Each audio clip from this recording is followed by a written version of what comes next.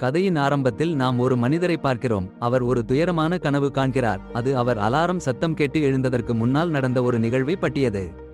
அதன் பிறகு அவர் ஷா எடுத்துக்கொண்டு தினம் துவங்கிவிடுகிறார். ஜூனியர் சாப்பிட்டுவிட்டு தன் அபார்ட்மெண்ட் விட்டு கிளம்புகிறார். அப்போது அவர் ஒரு மனிதரை அவரது வாய்ஃப் அடிக்கும் காட்சியை கண்டார். அவர்களின் டாட்டர் அவர்களுடன் இருந்தாள். ஜூனியர் அவர்களை பார்த்தாலும் இடையில் தலையிடாமல் நடந்து சென்றார். காஃபி ஷாப்பில் அவர் தன் பானத்திற்கு பணம் கொடுத்து கட்டினார். அங்கு இருந்த வெயிட்ரஸ் அவரிடம் ஏன் எப்போதும் பணத்தில் கட்டுகிறீர்கள் என கேட்டாள். ஜூனியர் கிண்டலாக அரசாங்கம் தனக்கு காஃபி குடிப்பதை அறியக்கூடாது என்றார். பின்னர் அவர் தன் ஒர்க் பிளேஸ் சென்று வேலையை துவங்கினார். அவரது பாஸ் பால் அங்கு வந்து அவரை எப்போதும் ஏர்லி வருவது பற்றி கிண்டல் செய்தார்.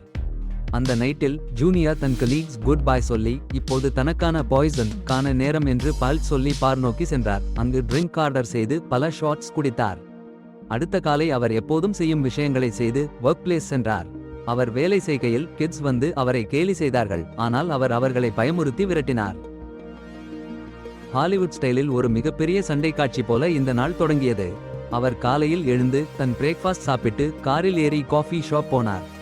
அங்கு ஒரு காஃபி வாங்கிக் கொண்டு வேலைக்கு செல்லும் அந்த ரொட்டீன் ஒரு சிக்கலான திருப்பத்தில் மாறிவிட்டது. காஃபி ஷாப்பில் அவர் தன் நெய்பர் பார்த்தார். அவருடைய கண்கள் காயத்துடன் கண்ணாடிகளால் மறைக்கப்பட்டிருந்தன. அவருடன் ஒரு உரையாடலை ஆரம்பித்த போது காட் உங்களுக்கு உதவுவார் என்று சொல்லி கிளம்பி வந்தார். அதே சமயம் இந்தியாவில் ஏதோ ஒரு கேங்ஸ்டர் மூவி கதை போல ஒரு காட்சி. ஒரு கும்பல் தக்ஸ் ஒரு காயில் உட்கார்ந்திருந்து ஒரு முக்கிய மனிதர் ஒரு வீட்டு கேட்விலிருந்து வெளியே வருவதை காத்திருந்தனர். அந்த மேன் தன் காயிலிருந்து இறங்கியவுடன் தக்ஸ் அவரை தொடர்ந்து சென்றனர். புதிடமான மார்க்கெட் நடுவே அவர்கள் குண்டுகள் துள்ளத் தொடங்கினர். பேரண்ட்ஸ் மற்றும் கிட்ஸ் மீது கூட. ஆனால் சர்தனாக செக்யூரிட்டி டீம் பதிலடி தந்து தக்ஸ் தப்பி ஓட வைத்தனர். இந்நிகழ்வுகள் அதிர்ச்சியையும் பதற்றத்தையும் உண்டாக்கின. ஒரு துயரம் நிறைந்த காட்சி. மகளை இழந்த ஒரு தாய் மனமுடைந்து அழுகிறார். நிகழ்வுகளை ஊடகங்கள் அதிரடியாக செய்தியாக கொடுக்கின்றன. ஒரு கும்பல் இறந்தவரை புதைக்க உதவிய துண்டுபிள்ளை ஆலம் போன் செய்கிறார். ஆலம் போலீசாரை கவனிக்க கூறுகிறார். ஆனால் பதிலுக்கு இது போலீசே அல்ல மற்றும் யாரோ அவர்கள் திட்டத்தை கண்டுபிடித்து விட்டனர் என்பதை கேட்கிறார். விசாரணை செய்யும் படை டிடெக்டிவ்கள் இந்த தகவலை கேட்டுக்கொள்கிறார்கள். அத்துடன் தாயின் துயரம் பற்றியும் பேசுகிறார்கள். அவர்கள் ஹாஸ்பிடல் அன்கான்ஷியஸ் நிலையில் கிடக்கும் சமீராவை பார்க்க செல்கிறார்கள். இது நடக்கையில் நாம் அண்டர் கிரவுண்ட் லீகல் பாக்ஸிங் டோர்னாமெண்டில் நடக்கும் காட்சியை பார்க்கிறோம். அங்கு ஜூனியர் தனது ஜாக்கெட்டை கழற்றி எதிராளியுடன் சண்டையில் ஈடுபடுகிறார். அவர் தனது பலத்தை காட்டுகிறார். டிடெக்டிவ்களுக்கு ஒருவர் ஜூனியர் பற்றி கூறுகிறார். அவர் ஒரு காலத்தில் அண்டர்கவர் அகண்டாக இருந்தவர் என்றும் இப்போது கிரிமினல் ஆனவர் என்றும். மேலும் அவர் தனது மகள் மரணத்துக்கு எப்படி பதிலளிக்கப் போகிறார் என்பதை எல்லோரும் பயமுறுத்தப்படுகிறார்கள். இறுதியாக அர்மேனியாவின் செல் டோரில் இருந்து வரும் அழைப்புகளை கவனிக்கிறார்கள் மற்றும் குழப்பமடைகிறார்கள். இதோ அந்த ஜூனியர் ஓடி ஓடி அவர் வீட்டுக்கு போய் கம்ப்யூட்டர் ஓபன் பண்ணினார். நியூஸ் பார்த்து நடந்தது உண்மைன்னு கண்டுபிடிச்சார். அப்போ அவருக்கு அவர் வாய்ப்புடன் கழித்த நாட்கள் ஞாபகம் வந்துச்சு. அதே நேரத்துல போலீஸ் ஃபோர்ஸ் ஜூனியர் வீட்டுக்கு வந்தாங்க. ஆனால் லேட்டா போயிட்டாங்க. ஜூனியர் எம்பசி ஓட்டம் பாஸ்போர்ட் ஸ்கேன் பண்ணி அவர் யாருன்னு கண்டுபிடிச்சிட்டாங்க. அலாம் ட்ரிகர் பண்ணிட்டாங்க. பிடிச்சிட்டாங்க. ஜூனியர் இந்தியா கொண்டு போக கேட்டார். ஆனா யாரும் கேட்கல. ஒரு government official Indian market attack பத்தி பேச்சு வச்சார். கிரிமினல்ஸை செருப்படி கண்டுபிடிக்கணும்னு சொன்னார். ஒரு ரிப்போர்ட்டர் ஜூனியர் பத்தி கேட்டாங்க. அதுக்கு பின்னாடி பல ரிப்போர்ட்டர்ஸ் கேட்க தொடங்கிட்டாங்க. அந்த மெயின் டிஸ்மிஸ் பண்ணிட்டார். அப்ப ஜூனியரை கட்டி வச்சு அயன் ராட் உடன் அடிக்க கஷ்டப்படுத்திட்டு இருந்தாங்க. அப்போ அவருக்கு வாய்ஃப் கற்பம் பத்தி கேள்விப்பட்ட போது நிகழ்ந்த நிகழ்வுகள் ஞாபகம் வந்துச்சு. ப்ரப்போஸ் பண்ணி மேரி பண்ணிட்டார். அதனால ரெசைன் பண்ண முடிவு பண்ணிட்டார். அதை பாஸ் சொன்னார். பாஸ் ஒரு லாஸ்ட் பணி செய்ய சொன்னார். அசர வைக்கும் கதை இது. ஜூனியர் ஒரு அதிர்ஷ்டசாலி ஆள். கடைசி வேலையாக கூட்டம் நடத்தி கொண்டிருந்த 2 வயது வந்த ஜோடிகளுடன் சந்திப்பு நடத்துகிறார். ஆனால் படபடக்க ஒரு ஸ்னைப்பர் அவர்களை சுட்டுவிட்டார். பிறகு அந்த ஸ்னைப்பர் இப்போது ஜூனியர் குறிவைத்து சுட முயல்கிறார். ஆனால் ஜூனியர் திறமையாக அந்த குண்டை தவிர்த்து கொண்டார். நிகழ்காலத்தில் இப்போது சுடேஷ் வந்து டார்ச்சர் செய்யும் ஆபீசர்ஸ் களை வெளியேற சொல்லி ஜூனியர் பக்கம் நடந்து சென்றார். சிஸ்டம் உங்களை அழித்துவிடும் என்று மிரட்டினார் சுடேஷ். அவர் புறப்படும்போது ஆபீசர்ஸ் களுக்கு உயிருடன் வைத்திருங்கள், ஆனால் அவரை விடாமல் துன்புறுத்துங்கள் என அறிவுறுத்தினார். அந்திக்கு ஒரு கடிதம் வந்து அவர்கள் சுடேஷ் கிடம் கொடுத்தனர். அதிலிருந்து கடும் உத்தரவு ஜூனியர் மரண தண்டனையை அறிவிக்க சொன்னார். சுடேஷ் நினைத்ததை விட அவரை அதிக துன்புறுத்தல் கிடைக்கும் அங்கே என்று கூறினார். ஜூனியர் தன் மகளின் இறுதி சடங்கில் பங்கேற்கப்பட்டு அங்கும் ஒரு புது துன்பம் காத்திருந்தது. நிச்சயமாக கூட்டத்துல சமீரா ஜூனியர் ஓட உருக்கமான அணைப்பு பார்த்து மனசு குமுறுச்சு. ஆனா போலீஸ் அடித்து ஓட்டினாங்க. பிரிஞ்சிட்டாங்க. அங்கிருந்து சமீரை கைது செய்ய சென்ன பெண் போலீஸ் அவங்களை சோதனையா ஆறுதல் படுத்தினாங்க. ஜூனியர் ஃபியூச்சர் பற்றி யோசிக்காம முன்னேறுன்னு சொன்னாங்க. அதே நேரத்துல ஜூனியர் டிரான்ஸ்பார்ட் போகும்போது வெறித்தனமான அட்டாக் நடத்தினார். அவர் போலீஸ் ஆளுகுறைய ஒருத்தரை கீழே துரத்திட்டு அவர் கார் கிராஷ் ஆனது. அப்போ சுடேஷ் இத பார்த்து எல்லாரும் கீழே இறங்கி ஜூனியர் மீது அட்டாக் நடத்த ஆரம்பிச்சாங்க. ஆனா ஜூனியர் அவங்களை சமாளித்து சங்கிலியை அவிழ்த்து விட்டார். அங்கிருந்த போலீஸ் கன் எடுத்து துப்பாக்கியால் சுட்டுட்டார் சுடேஷ் மற்றும் மற்ற டிடெக்டிவ்ஸ் களும் உட்பட. இந்த யுத்தத்தை கேட்டு அதிகாரிகள் மிகவும் கோபமடைந்தாங்க. என்ன நடந்துச்சுன்னு சரியா புரியலையே. இந்த கதையின் டிவிஸ்ட் கில்லாடி ஆகப் போகுது. 2 பேரும் அவசரமா பேசின மாதிரி சில்லுன்னு உட்கார்ந்தாங்க. அப்போ ஹாரி திடீர்னு கதறி அழுதுட்டே அன்னைக்கு தான் மரணத்தை அரவணைத்துக்கிட்டு இருக்கான்னு சொல்லிட்டாரு. ஜூனியர் அவரிடம் வந்து ஹாரிக்கே துப்பாக்கியை கொடுக்க சொன்னாரு. ஆனா ஜூனியர் திடீர்னு துப்பாக்கியை படுக்கையில வைத்துட்டு நானும் ஹாரியின் மகள் தானே என்று மிக உணர்ச்சி வசப்பட்டு பேசினார். அதை விட்டுட்டு ஹாரியை விட்டு பிரியும் போது அந்த ஹாரியை நோக்கி ஒரு இருக்கையை தட்டி அனுபவிங்க பாஸ் என்று கேட்டார். கிளம்பி வந்த வீட்டில் கீதா ஜெசிகா எல்லாரும் விளையாடி மகிழ்ச்சியா இருக்கிற பழைய நினைவுகள் வந்துச்சு. ஒருவேளை அதுதான் இந்த மரண முயற்சியிலும் இருந்து தப்பித்தது போலேயே தெரியுது.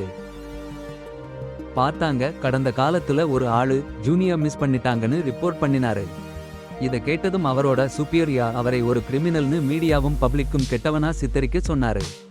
இதை பார்த்து சமீரா ஷாக் ஆகி தன்னோட போன ரெஸ்டாரண்ட்ல விழுந்து விட்டா. ஒரு ஆபீசர் ரெஸ்டாரண்ட்ல சாப்பிட்டுட்டு இருந்தாரு. அப்போ ஜூனியர் மற்றும் ஹாரி அவரோட ஜாயின் பண்ணி உட்கார்ந்தாங்க. ஜூனியர் அந்த ஆபீசர் கையில நைஃப் குத்தி எல்லாம் உண்மையை சொல்ல சொன்னார். அப்போ அந்த ஆபீசர் அந்த துக்ஸ் டார்கெட் ஸ்கூட் பண்ணுனது தான் என்று கூறினார். மேல கேட்டப்போ ஆபீசர் ஹாசிங் இருந்து ஆர்டர் வந்ததுன்னு சொல்லிட்டாரு. ஜூனியர் மற்றும் ஹாரி அங்கிருந்து போய் டெம்பிள் நுழைய அங்கே இருந்த அனைத்து கார்ட்ஸையும் கொல்லப்பட்டாங்க. ஹாசிங் அந்த டெம்பிள் மத விழாவில் பங்கேற்றிருந்தார். அவர் பிரிஸ்டிடம் ஜூனியர் அவருக்காக வந்திருக்கிறார் என்று சொல்லி தன்னோட வணங்குதலை தொடரலாம் என்று உறுதியளித்தார். ஜூனியர் அங்கிருந்த எல்லா மீன்களையும் கொன்னுட்டு ஹாசிங் கிட்ட சென்று டீமேட் நம் ஜூனியர் அவர் இந்த திவாலி இங்கே 49 முறை கொண்டாடியதுக்க ஒரு பெரிய வெற்றி கதையை பகிர்ந்து தொடங்கினார். திடீரென்று அவர் ஜோர்ஜ்ல அவருக்கு ஆகிய அநீதிக்கு பதிலடி கொடுக்க போவதாக ஹவா சிங் சொன்னார். அங்கே எட்வர்ட் காவ் பத்தி ஒரு பகீர் விஷயம் சொல்ல அவருடைய யங்கர் பிரதர் தான் இதுக்கு மூல காரணம் என்று தெரிய வந்தது. அதற்கு ஹவா சிங் பாபா விடம் பேசியபோது பாபா ஜூனியர் மாக்கிங் ஆக 2வது சைல்ட் பெற்றுக்கொள்வது பத்தி யோசி என்று கூறினார். இதனால் கோபப்பட்ட ஜூனியர் ஹவா சிங் மேல ஒரு துப்பாக்கி குண்டை சுட்டார். பின்னர் சமீரை சந்தித்தபோது அவள் கண்ணீருடன் ஜனியோர்க்கு சொன்னாள், உங்கள் டாட்டர் உங்களை பற்றி கேட்டாள், ஆனால் நீங்கள் அவளுக்காக இல்லை. பின் அவனை பழிவாங்க சொல்லி ஒரு பெரும் ஆற்றல் கொண்ட ஹக் கொடுத்தாள். அவர்கள் பிரிந்தபின் ஜூனியர் தன் பயணத்தை ஜார்ஜை நோக்கி தொடங்கினார். அங்கு அவருடைய பிரதர் வீட்டில் அவரை அவருடைய பிரதர் மற்றும் நீஸ் மகிழ்ச்சியுடன் வரவேற்றனர். அன்று இரவு பேசும்போது ஜூனியர் எட்வர்ட் காவ் பற்றி கூறியபோது அவர் பிரதர் அதை கேட்டு அதிர்ச்சியடைந்து எட்வர்ட் காவ் இவ்வளவு தூரம் நிற்கிறாரா என கேட்டார். ஆபத்தான கிரிமினல் என்றால் அது எட்வர்ட் காவ் தான். அவர் எப்படி ஒரு செனட்டர் கொன்றார் என்பதை அவர் விவரித்தார். அடுத்த காட்சியில் எட்வர்ட் காவ் ஒரு செனட்டர் சந்திக்கிறார். ஆனால் செனட்டர் ஒரு பெரிய அவமரியாதையுடன் பேசி எனக்கு பிளேட் பிடிக்கணும் என்று கூறி நடந்து செல்கிறார். அப்போது எட்வர்ட் அவரை அழைத்து தன்னை பற்றி அனைத்தையும் கூறி சின்னமாக சாவடித்து கொல்லுகிறார். சமீர செய்தியாளர்களால் சூழப்பட்டு எரிச்சல் அடைந்து ஒரு கேமராவை தூக்கி எறிந்தார். ஆனால் உடனே கெட்ட உணர்வு வந்து கேமராவை எடுத்து கேமராமேனுக்கு கொடுத்தார். ஜூனியர் மற்றும் அவருடைய பிரதர் தங்களுடைய பழிவாங்குதல் திட்டம் போட்டாங்க. எட்வர்ட் காவ் மற்றும் அவர் எவரை சந்தித்தார் என்பதை ஆராய்ந்தாங்க. ஒரு டிடெக்டிவ் சிறைக்கு செல்கிறார். ஜூனியர் பற்றி கேட்க சிறைக்கைதி சொல்கிறார். ஜூனியர் நிறுத்த ஒரே வழி அவரை கொல்வதுதான். இதற்கிடையில் ஜூனியர் எட்வர்ட் பிரதர் வீட்டுக்கு சென்று அங்கிருந்த கார்ச் எல்லாம் செத்துப்போய் நீரிலிருந்து திடீர் என்று எழுந்து எட்வர்ட் பிரதர் மூழ்கடித்து கொன்றார். எட்வர்ட் தன் பிரதர் உடலை பார்த்து அங்கிருந்த அனைத்து ஆபீசர்ஸையும் அனுப்பி வைத்து விட்டார். அவருடைய ஆட்கள் ஜூனியர் தான் இதற்கு பின்னால் இருக்கிறார் என்று சொல்லி கிளப் இல் ஜூனியர் எப்படி எட்வர்ட் பிரதர் பின் தொடர்ந்தார் என்பதை காட்டினார். எட்வர்ட் தன்னுடைய ஆள்களை கூப்பிட்டு ஜனியோர்டி பாப்பாவோடு இருந்தவரை கொண்டு வர சொன்னார். ஏனென்றால் ஜூனியரை பிடிக்க முடியாது என்று. எட்வர்டின் ஆள்கள் ஜூனியரின் நீஸ் கடத்திவிட்டார்கள். ஜூனியர் ஆவேசமாக அட்டாக் செய்து எட்வர்ட் கிட்ட சிக்கினார்.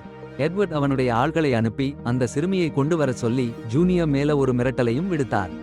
பின் ஜூனியர் ஒரு ரெக்கார்டிங் காட்டினார். அதில் எட்வர்டின் சன் பேஸ்மெண்ட்ல கடத்தப்பட்டிருந்தார்.